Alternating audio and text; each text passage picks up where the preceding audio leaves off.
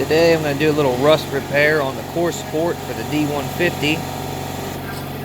I'm going to come straight across here as neatly as I can, probably with the plasma cutter. And I'm going to try to pry this lip with an air hammer, separate it, clean everything up, and make a few pieces with the bender. We'll see how this goes, and then I'm hoping to tie back in here. Okay, all this outer structure is cut off now, and everything looks pretty good down in here as far as our second layer. As you can see, this is where it was originally spot welded, and we're talking about good metal here, not like junk new cars. So I'll have to grind all this out of here and clean this up. But I discovered that we have a hole here in this inner panel. So what I'm going to do is flip it over and cut straight across this seam and rebend this. Okay, sectioned out our bad piece from here. Now that the panel's flipped over, here's this, which I will be using to copy to make my bends in the new pieces. So you get a full shot of what I'm working here. Like I said, this is the core support for the front of the truck, radiator support, whatever you want to call it. So I'll get some new steel after I get everything cleaned up here and prepped, and we'll see what we can do. Okay, we have our new steel. I cut this at 3 inches purposely for a good measurement to start with. Now I'm only concerned with the width of this piece at the moment.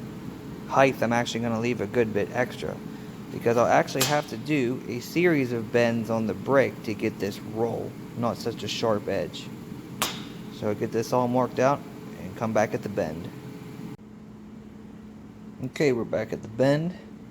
Got the piece all cut out, got it all filed down nice on the bandsaw, or should I say belt sander. Need to learn my tools, I guess. And I made 2 marks, and I'm going to bend some, check, bend some, check, until I get the right contour that I want, because all I have to work with is a brake. But it should work out pretty good. Okay, got our piece bent. As you can see, the bend is definitely close enough to match this piece. Now we are going to take this up higher, because we got a bad spot in here. And then we got to do a little cleaning up to get this fitted. We'll get this fitted, and we'll be welding this in here pretty soon.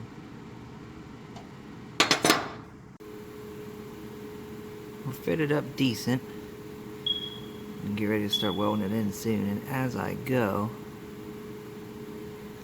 I will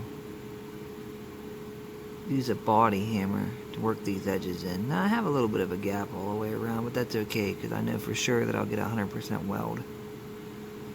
Now as you do something like this, even though this is a stamped surface with rolls in it, which strengthens it, I'm still going to do a series of tacks around the whole piece to keep anything from warping.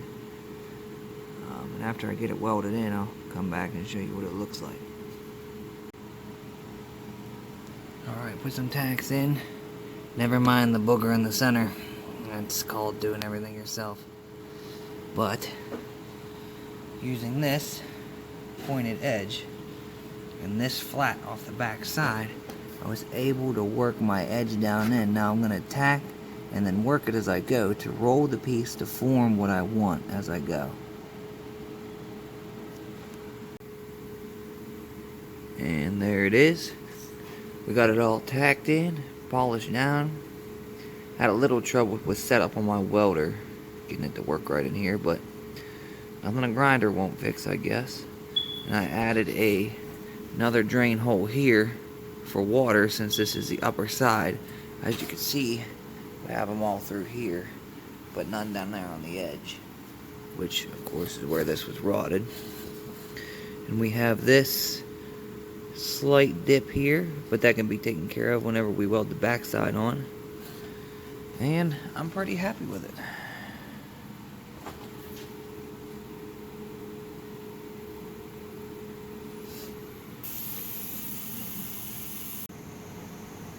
Switching over to the back side now. I went ahead and sped it up a little bit and bent this panel because it's just a bigger process of what we just covered. And I got some of this junk pulled up in here, which I'm going to lay back flat once I get this new metal sandwiched in here. And this is a rough fit. So what I'm going to do now, one hand kind of a pain in the ass, bear with me, is make marks for the notches here. So we're not obstructing our holes to put the clips back on.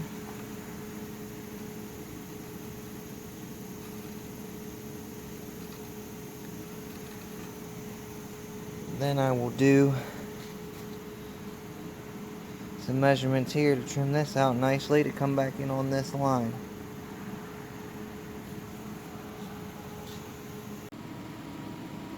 I have everything cleaned up. Actually put a few tacks here from the back side. Get this all sheared up together. Everything's cleaned out the best it's going to get in here. Now if you remember, I drilled a hole in here. So once this is all welded in place real good, you're thinking, well, there's a bunch of bare metal in there. What I'm going to do is use this Eastwood rust encapsulator paint, which I've had a lot of luck with a straw on the end. Go through the hole and let it rip, and it will coat everything inside of there and hopefully keep it sealed up for a while. I mean, obviously this truck's not going to see a lot of weather or anything like that anymore. It's going to be a hot rod, but you still want to try to get it sealed up the best you can. You can see I cut my 2 notches in there, even though this isn't a flush panel. But like I say, this is way down in the bottom of the truck where you can't even see it. But we had a big old hole and we couldn't leave it that way. So I'll get it welded up. Wish me luck on that. And I'll be back. We are all welded in. This, very thin. I almost put in a tie plate there. So this is just a lot of spot tacking here. That's why it looks a little rough. Down in here, this stuff didn't do too well, but just some spot tacking. Here, very nice. Nice heat pattern here all the way through. Remember I talked about the gaps that I left? You'll see on the other side. Now, I don't even comment and making fun of what's here or anything. I'm welding old metal and I'm welding basically thin body metal. So you're not gonna get the dimes that everybody says you're gonna run. And I do not have a TIG welder. I'm working with 035 wire on a 110 snap-on MIG. So I'm just doing the best with what I have, which is how most of you guys will do it. Now you can see with the gap I got nice penetration through this side. Should polish right down pretty nice. And here, for extra strength, I went ahead and ran stitches. Tied this bar into the inner structure. So I'll get it all polished down and we'll be about done. We are all polished up. Seams are polished up. Everything's looking pretty good. Pretty smooth. Almost zero warpage. See good penetration from the back side, from the stitches, where everything was tied in. Nice and polished down here into this stamp seam. Go around to the front.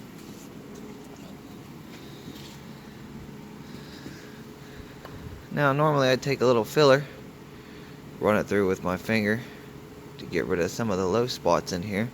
But this is all covered by a front valance, so none of this will ever be seen as long as it's just nice and strong, which is all I was worried about.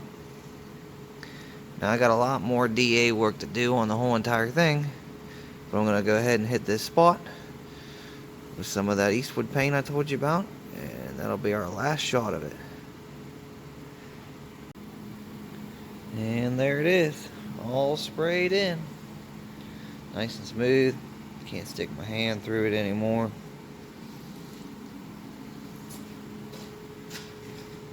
Now this was just a very small project and a lot of money for the old Dodge. Check out one of my other videos as I'm just starting. I have a 360 for it.